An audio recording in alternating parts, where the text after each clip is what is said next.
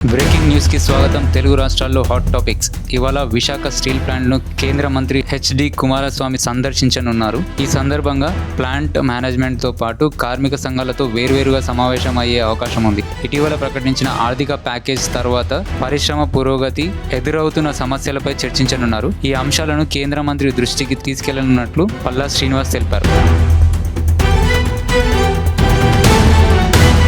నాగేందర్కు Telangana high court నోటీసులు జారీ చేసింది. దానం పార్టీ మారలేదన్న స్పీకర్ నిర్ణయాన్ని సవాల్ చేస్తూ మహేశ్వర్ రెడ్డి దాఖలు చేసిన పిటిషన్పై విచారణ చేపట్టిన కోర్టు 4 వారాల్లో వివరణ ఇవ్వాలని ఆదేశించింది. తదుపరి విచారణను వచ్చే నెల 16వ తేదీకి వాయిదా వేసింది.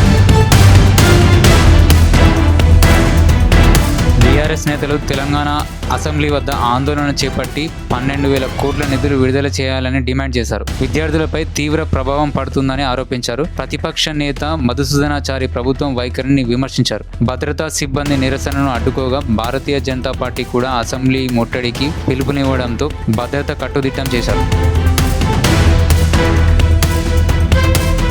అమరావతిపై విమర్శలు చేస్తున్నారన్న ఆగ్రహం వ్యక్తం చేసిన మంత్రి పి నారాయణ వైకాపాపై తీవ్ర వ్యాఖ్యలు చేశారు. ప్రపంచంలోనే అత్యుత్తమ అసెంబ్లీ భవనం అమరావతిలో నిర్మిస్తామని స్పష్టం చేశారు. రాజధాని అభివృద్ధికి తీసుకున్న అప్పులను భూముల అమ్మకాల ద్వారా తీర్చేస్తామని తెలిపారు. గత వైసీపీ ప్రభుత్వానికి సరైన ఆర్థిక ప్రణాళికలే లేవని మండిపడ్డారు.